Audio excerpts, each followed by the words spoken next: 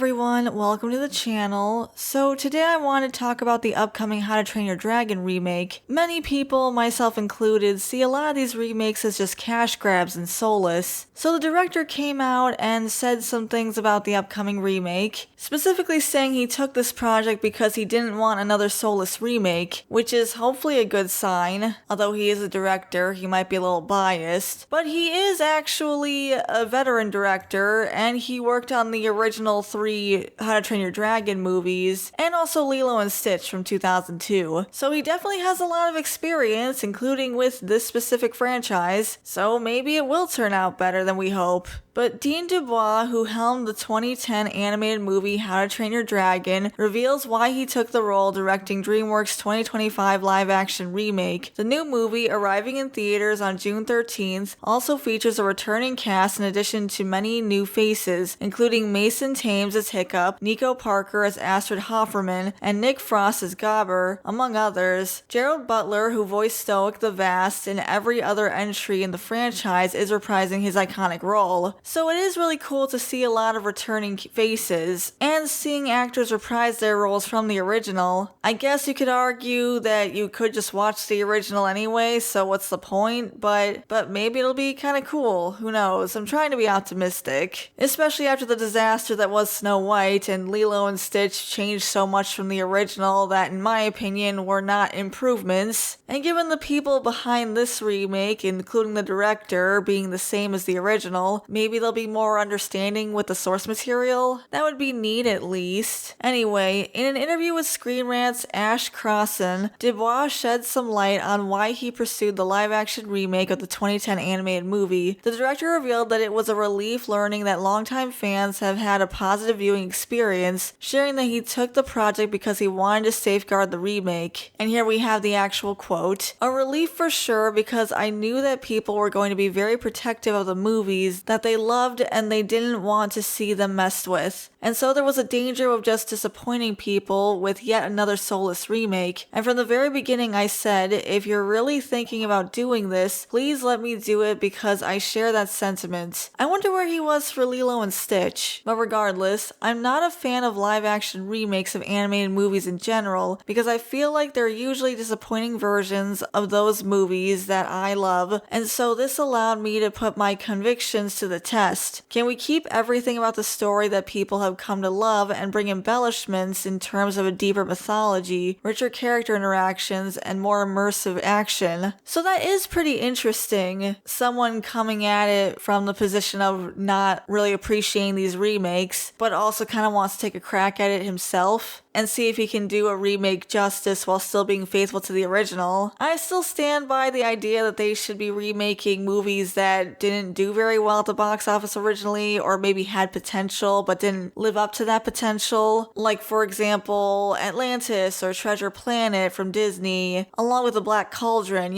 stuff like that. Instead of these animated classics that also aren't that old. But who knows, maybe they'll come through. And here it looks like Gerard Butler as Stoic. He does look really good. I think the costuming and attention to detail is pretty on point, which I do appreciate. So the article goes on to say, the early reactions following the screening at CinemaCon have been overwhelmingly positive, with many praising the movie as one of the best remakes they'd ever seen. While they're definitely laying it on thick, I really hope it ends up living up to expectations. Dubois' statement highlights that the How to Train Your Dragon remake was made with great care and respect for the original animated movie, sharing the same enthusiasm that longtime fans have had for the franchise. Not only offer the director a better insight into expectations, but also great depth into the material. I'm sure him being the original director means that he does have a lot of insight on this material, and I do hope that they don't end up overhyping the movie. But based on Dubois' comment, it seems that the upcoming remake also aims to enrich the viewing experience. In addition to making sure that the remake wouldn't lose its initial spark, the director also revealed that the 2025 remake offers many upgrades, including deeper mythology, richer character interactions, more immersive action, adaptation. The director previously made these comments in defense of the adaptation, replicating major beats from the original animation, especially since it faced earlier criticism from netizens. So it does kind of feel like the article is repeating itself a little bit, in my opinion, but I guess they just want to reiterate their points since they have gotten criticism. And I do understand that criticism, because like if you're gonna make a beat for beat remake, then what's really the point when we already have the original? But at the same time, you don't want to change too much and then kind of lose what made the original special. So it is a tricky situation. I think that's also why a lot of people just accuse them of being cash grabs, because, you know, they kind of are, but I digress. So it goes on to say, from How to Train Your Dragon Remake's casting to the crafting of the fantasy world, a great level of care has gone to recreating Dreamwork's title about a young boy's bond with a dragon. Many early reactions have echoed the director's statement about the movie being an impressive entry that enriches the world they're familiar with in ways they couldn't imagine. It sounds like How to Train Your Dragon won't disappoint both new and existing fans. I do wonder what they mean by enriching the world and expanding on the mythology. We did get a lot of really cool and interesting dragon lore in the original, so it would be cool if we could see more of that, I guess. Maybe get more history or something along those lines. I guess we'll have to wait and see. I know they don't want to spoil too much, but they're definitely hyping the movie up, and I'm going to remain cautiously optimistic instead of just jumping on the "this is going to be the best remake ever" bandwagon they got going here. But it looks like we're coming to the end of the article.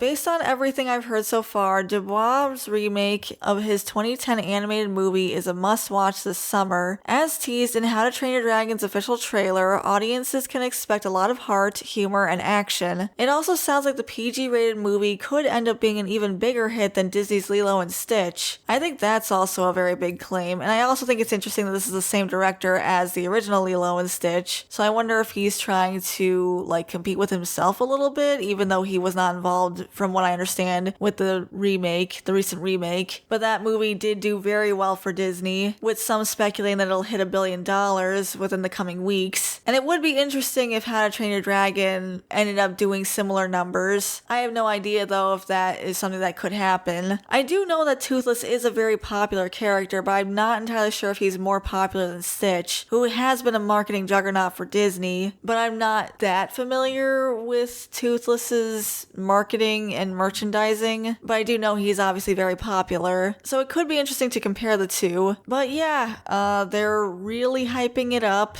I'm definitely hoping that it'll be good, but I also think that that's a big ask. But I guess that's where I'll end it off. Are you guys hopeful for this remake, or do you think it's going to be another soulless cash grab, regardless of what the director is hoping for? I do think that it's a good sign that so many people from the original are coming back, especially the director. I wonder what other DreamWorks remakes we'll end up getting. I am still not a fan of this trend of remakes, and seeing DreamWorks get into that bandwagon just feels a little disappointing. So hopefully How to Train Your Dragon will at least be a lot of fun, but I still think it is what it is. We'll have to wait and see. But yeah, I guess I'll end it off there. Let me know what your thoughts are down below. Are you excited for this remake, or do you think it's gonna be just more of the same? But thanks for watching, and I'll see you guys next time. Bye for now. Thanks for watching, everyone. I really appreciate it. Before I go, I want to give a shout out to our members: Tyrant Carnivore, Shiny Orc Boy, Depth Charge Media, Samaru163, Gabby Hime, Verdant Range, JVR, Equestron, Norman Sweet Cream, Way Beyond Coincidence, Hunter Rose, 80s Nostalgia Guy, Felix Bam, Lucas Geist, J Draws, Meowsers, Sky, Philip,